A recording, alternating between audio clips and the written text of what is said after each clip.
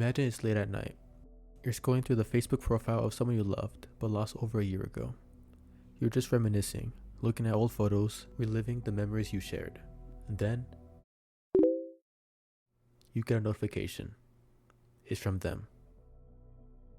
Your dead partner has just texted you. Today, we're looking at one of the most terrifying documented internet mysteries of all time. The story of a digital ghost and a conversation with them.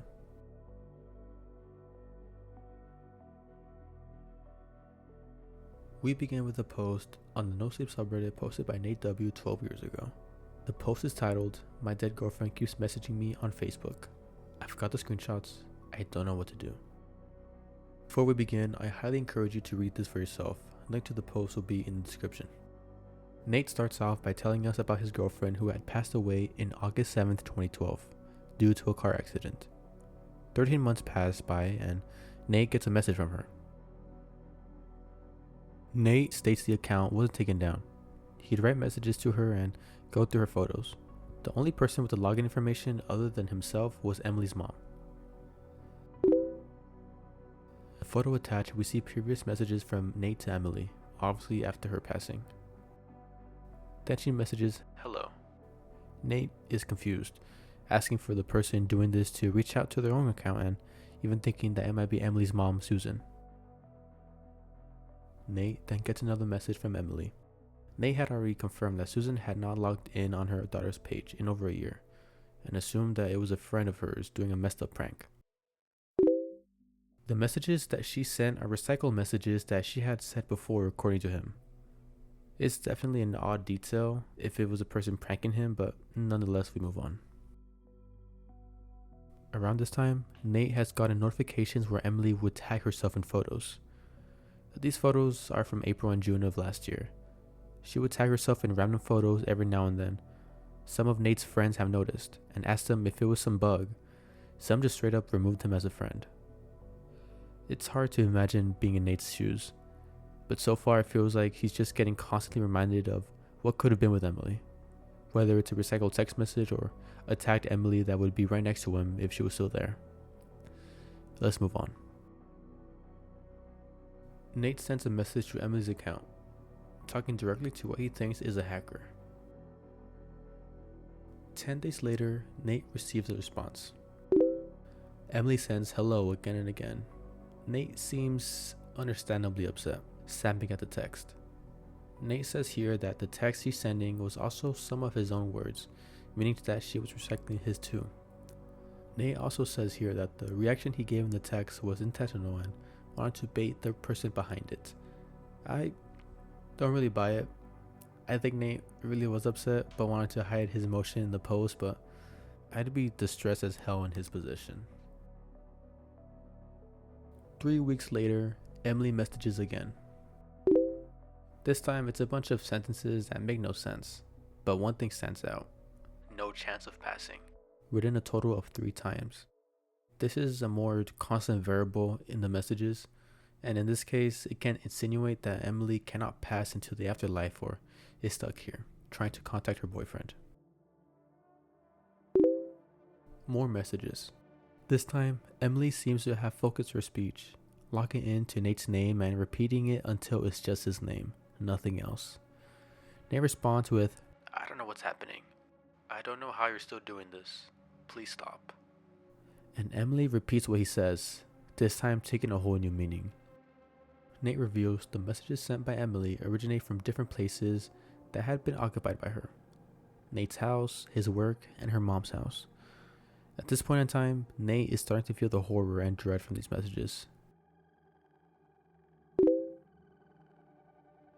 Emily starts to make more and more sense now. The most important takeaway from this screenshot is the bottom half. My jumper's in the dryer and it's really cold out. Really cold out. Cold. Cold. Nathan, please stop. Cold. Freezing. I don't know what's happening. Emily, in the state she's in right now, is cold, alone, and wishing out for Nate's warm presence. But because of the boundaries set by nature, Emily can't communicate properly, and resorts to taking advantage of loosely controlling technology to reach out for Nate. Nate pretends to be drunk to try to provoke a message, and when he gets it, he decides to memorialize her page. Why?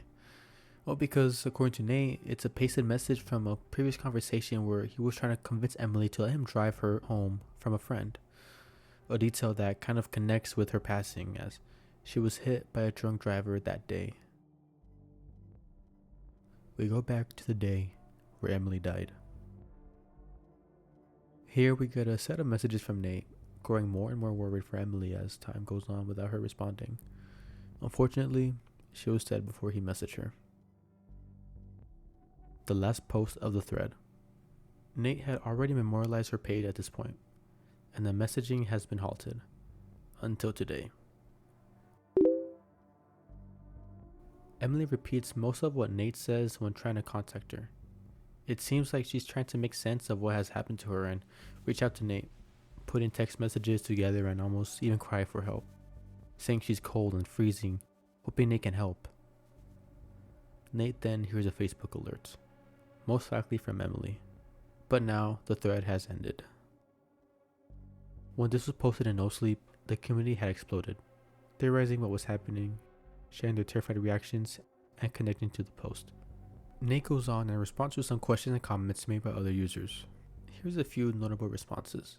When user Ryan Probro printed out something in the door in one of the pictures, Nate responds for the probability of it being a flash reflection.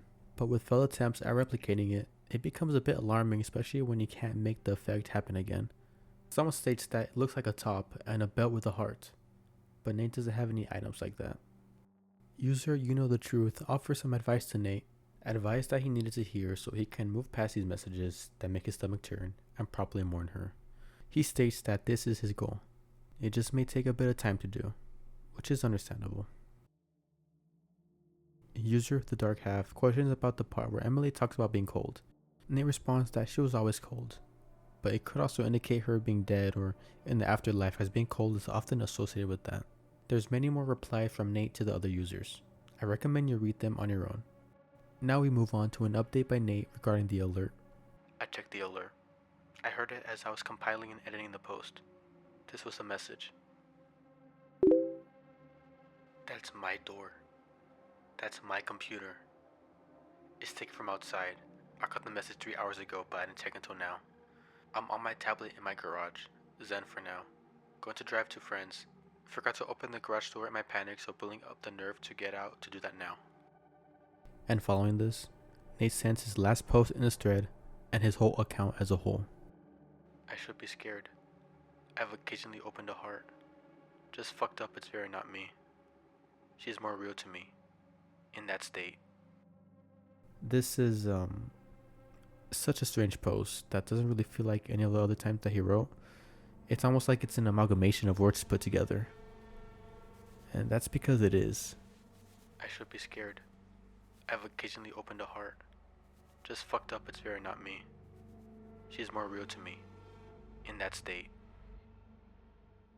Now, why exactly was Nate doing this? Well, it's most likely that when Nate got in the garage and into his car ready to go, he turned on his car due to wanting to get out as fast as possible, but forgot to open the garage. He hesitated, as he was scared to go out. But he took too long and died of carbon monoxide poisoning. And just like Emily, he died inside of a car, and in the afterlife, he pasted recycled words to communicate with us. She's more real to me in that state. And that's the story of my then girlfriend keeps messaging me on Facebook. In the end, this story is a tragedy of two halves. It's the story of a young woman, Emily, whose life was suddenly cut short, leaving behind a digital footprint that refused to fade. And it's the story of a grieving man, Nate, who was either haunted by a restless digital ghost or pushed to the absolute edge of sanity by his own broken heart. Whichever you believe, it remains one of the most chilling, unresolved mysteries on the internet. Thank you so much for watching. If you enjoyed this video, please leave a like and subscribe to the channel. It truly means a lot and it helps my channel grow. I'll see you in the next one.